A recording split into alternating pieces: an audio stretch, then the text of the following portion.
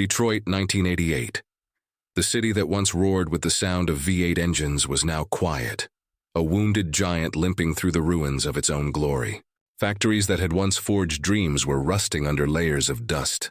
Japan had conquered the streets with small, efficient cars, and America's automotive soul was fading. Inside Chrysler headquarters, morale was at rock bottom. The company had barely survived the 1980s. The K-car and minivans had saved it from bankruptcy. Practical, cheap, uninspired. No one dreamed anymore. Chrysler made appliances, not cars. But in a small office, a man named Bob Lutz refused to accept that. Tall, brash, and with the confidence of a fighter pilot, which he actually once was, Lutz believed that cars were supposed to stir emotion, not just transport people. He often said, "Cars are not about getting from A to B. They're about passion." And one afternoon, staring at an old photograph of the Shelby Cobra, an idea struck him, one that could bring back everything Detroit had lost. He called in François Castaing, Chrysler's head of engineering, a meticulous Frenchman who believed in structure. "Data and design discipline, François," Lutz said. "I want to build an American Cobra for the modern era. Raw, loud, dangerous, something that scares people again." Castaing blinked, unsure if he was joking. Chrysler was fighting to pay bills. The board wanted fuel-efficient compacts, not a 400-horsepower monster. But Lutz wasn't asking for permission. He was planting a rebellion. He gathered a small team of true believers, engineers, designers, and mechanics, and gave them a mission. "We're going to build the most brutal car America has seen since the 60s. No electronics. No compromise. No fear." They worked in secret at first. The project didn't even have a real budget or official name. In Chrysler's corridors, people whispered about Lutz's snake. The code name was Project Copperhead. The team borrowed parts from wherever they could. A frame here, a transmission there, and built a crude clay model. Long hood, short tail, open cockpit. It looked like something out of a dream, or a nightmare. When the prototype was first shown to Chrysler's board, the room went silent. One executive asked, "Where are the door handles?" Lutz smiled. "There aren't any." Another said, "No windows?" "No roof?" "Exactly," Lutz replied. "You don't put a roof on a rattlesnake." The board didn't know whether to laugh or fire him. But down in the design studio, something incredible was happening. People started sneaking in after hours just to look at it. Secretaries, janitors, even senior engineers, they'd whisper, "This thing. This looks alive." Lutz knew he needed more than enthusiasm. He needed legitimacy. Someone whose name carried the weight of American performance itself. So he called an old friend, Carroll Shelby. Shelby was aging, frail from years of heart problems, but still sharp and fearless. When he saw the prototype, he smiled. "You want to build a Cobra for the 90s, he said. "You're out of your damn mind." But I love it. From that moment, the Dodge Viper wasn't just a sketch. It was a mission. They chose the heart of a truck. Literally. Chrysler's LA V10 engine, built for the Ram pickup, was stripped, refined, and reforged in aluminum by Lamborghini, which Chrysler had recently acquired. The result was monstrous. An 8-liter V10, breathing fire through 10 intake runners, producing a sound that shook the walls of the test facility. When they fired the first prototype, the windows rattled. One engineer said it sounded like a thunderstorm eating itself, but that engine had soul, wild, unfiltered power. It didn't whisper. It shouted. It didn't purr. It roared. The first tests were terrifying. The car had no traction control, no ABS, no mercy. If you lifted your foot mid-corner, it bit you. Hard. But that was exactly what Lutz wanted. Fear. Fear meant respect, and respect meant passion. In the spring of 1989, they finally showed the concept car to the world. At the Detroit Auto Show, the crowd gasped. The Dodge Viper concept looked like a creature ready to strike. Long, red, muscular, raw. People surrounded it, stunned. Journalists called it an alien among family sedans. Carroll Shelby stood beside it, grinning. "This," he said, "is what America's been missing." And for the first time in decades, Chrysler, the underdog, the survivor, had something the world couldn't ignore. The rebellion had begun. After the Detroit Auto Show of 1989, the world couldn't stop talking about the red monster from Dodge. The press called it a modern-day Cobra, Detroit's redemption, and proof that America still had fire left. But Chrysler had a problem. The car didn't actually exist, not beyond one handmade prototype that barely ran. Turning that concept into a real street-legal production car would take miracles and courage. Most of Chrysler's board still thought it was a publicity stunt. One executive said, "We build minivans, not death traps." But Bob Lutz didn't care. He gathered his engineers and said, "Gentlemen, we're not asking permission anymore. We're building the damn thing." And so began the race to make the Dodge Viper RT10 a reality. They called themselves the Viper Team, so small band of misfits working in secrecy at Chrysler's Highland Park Engineering Center. No big computers, no high-tech labs. Just raw determination, sketches on napkins, and endless late nights. Every piece had to be built from scratch. They refused to use off-the-shelf parts. The Viper had to be pure. The car would have no roof, no windows, no exterior door handles, and no airbags. Power steering, forget it. Traction control, not a chance. It was the antithesis of everything the auto industry had become. One engineer famously said, "We built it to scare you. If you're not afraid of it, you don't deserve to drive it." They stripped the car to its essence, an 8-liter heart wrapped in muscle. The chassis was lightweight tubular steel, covered in fiberglass panels that looked like coiled tension.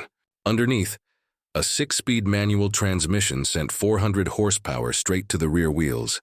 There was nothing to save you if you made a mistake. And that was the point. In late 1990, the first prototypes hit the test tracks. They were violent, unrefined, and unpredictable. The car was so raw that test drivers started giving it nicknames: the Snake, the Widowmaker, and Detroit's Revenge. One of the first drivers, Herb Helbig, recalled, "When you drove it, you didn't just control it, you fought it. Every corner was a duel between you and the machine, but every time they fixed one problem, another appeared. The exhausts ran so hot they melted body panels. The clutch was brutal. The car's frame twisted under full throttle. Yet no one gave up. They knew they were creating something America hadn't seen in decades, a true driver's car." In 1991, the project reached a crossroads. To build it for real, they needed Chrysler's full backing. So Bob Lutz and his team arranged a demonstration, not for journalists, but for the Chrysler Board of Directors. They brought a prototype to the company's Chelsea proving grounds. The car was painted blood red, freshly polished, looking every bit like the devil himself had built it. Lutz turned to the driver and said, "Make them feel it." The Viper roared to life. The sound was unlike anything, a deep primal growl that echoed across the test track. The driver floored it, the tires screamed, and the car shot forward in a cloud of smoke. When it returned, every executive's face had changed. One of them simply whispered, "Build it." In January 1992, 3 years after its first concept unveiling, the Dodge Viper RT10 officially hit production. And just like that, Chrysler, the company known for minivans and budget sedans, had unleashed one of the most terrifying machines in automotive history. The first reviews were explosive. Car and Driver wrote, "This isn't a car. It's an event." Road and Track said, "It's so raw, so unapologetic, it feels like Detroit is roaring back to life.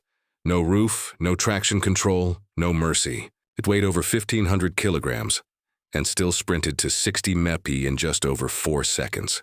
It could melt your shoes on a hot day, but people didn't care. They wanted that danger. For the first time in decades, American car culture had a symbol again. A reminder that power, danger, and beauty could still coexist in a single machine. Bob Lutz stood on the factory floor when the first Viper rolled off the line, surrounded by cheering workers. He ran his hand along the hood and smiled. "This," he said, "is what happens when you stop asking for permission." But the story didn't end there. Because the Viper's birth was just the beginning. What came next? The racing dominance, the rivalry with Corvette, the global recognition, would turn this outlaw machine into an icon. By the mid-1990s, the Dodge Viper had become more than a car. It was a statement. a symbol of rebellion in an industry that had forgotten what danger felt like. But for the people who built it, one thing was still missing: respect from the world. The Viper had proven it could terrify drivers, but could it conquer racetracks dominated by Ferraris and Porsches? Bob Lutz and his engineers decided to find out. They created a racing division inside Dodge, a team led by men who lived and breathed speed. Their goal: turn the Viper into a world-class GT race car. They stripped the car down, widened its stance, added wings, and reforged its suspension for battle. Under the hood, the V10 roared even louder, 8 liters of American defiance. The result was the Viper GTS-R. When the GTS-R appeared at Le Mans in 1996, the Europeans laughed. They called it a truck engine in a toy car. But after the first lap, the laughter stopped. The Viper thundered down the Mulsanne straight, overtaking cars that cost 3 times as much. It wasn't elegant. It wasn't polite, but it was unstoppable. And soon it was winning everywhere, from Daytona to Sebring. From the FIA GT Championship to Le Mans itself, the Viper dominated endurance racing at the turn of the millennium. In 1998, 1999, and 2000, the Viper GTS-R won its class at Le Mans 3 years in a row. It beat Porsches, Ferraris, and Corvettes on their home turf. It proved that American engineering, when unchained, could stand shoulder to shoulder with Europe's finest. A French journalist once wrote, "The Viper is not a car. It's a declaration of war from Detroit. For Chrysler, it was redemption. For the engineers, it was vindication. And for the world, it was proof that the Rebel had become a legend." As the 2000s began, the Viper evolved again. The SRT-10 arrived. Sharper, angrier, with over 500 horsepower. It was faster than most supercars of its time, yet it still refused to bow to modern comfort. No stability control. No excuses. Every drive was still a duel, man versus machine. But behind the scenes, the world was changing. Emissions laws, safety regulations, and economic pressures began closing in. The very things that made the Viper special, its simplicity and rawness, were now liabilities. By 2010, Chrysler went bankrupt, and the Viper's future looked grim. Production stopped. The snake was dead, or so everyone thought. 3 years later, in 2013, the legend returned. Reborn as the SRT Viper, it carried the same 8.4-liter V10 heart, 640 horsepower, still naturally aspirated, still defiant. The design was stunning, sculpted, refined, but still menacing. The engineers had matured, but they hadn't forgotten who they were. They called it evolution without surrender, but sales were slow. The world had changed too much. People wanted dual-clutch automatics, touchscreens, safety systems. The Viper still wanted you to drive, and to fight for it. In 2017, production ended for good. The last Viper, painted red, rolled off the line in Detroit. Workers stood in silence. Many of them had built Vipers for over 20 years. One of them, with tears in his eyes, said, "It wasn't just a car. It was us. But legends don't die. They sleep, because even today, when you hear the sound of that 10-cylinder thunder, it still feels like Detroit itself is breathing again." Car clubs, collectors, and racers across the world keep the Viper alive. Each car a reminder of what happens when passion wins over politics. In 2023, a group of private owners brought 2 Vipers to the Nürburgring. Just like in the old days, to chase the record again. They weren't factory-backed. They weren't funded by sponsors. They were just people who refused to let the snake go quietly. They didn't break the record that day. But as one driver said after climbing out of the car, "It doesn't matter. We came here to make noise." That's what Viper was always about. The story of the Dodge Viper isn't about perfection. It's about rebellion, about refusing to compromise in a world that constantly demands it. It's about people who built a car not because they had to, but because they wanted to. A car born from madness, raised by passion, and remembered as one of the last true beasts of the road. When you see a Viper today, its long hood, its wide stance, its engine pulsing like a living creature, you don't just see a car. You see a heartbeat, and that heartbeat still echoes across Detroit because some legends never die. They just wait for the next rebellion,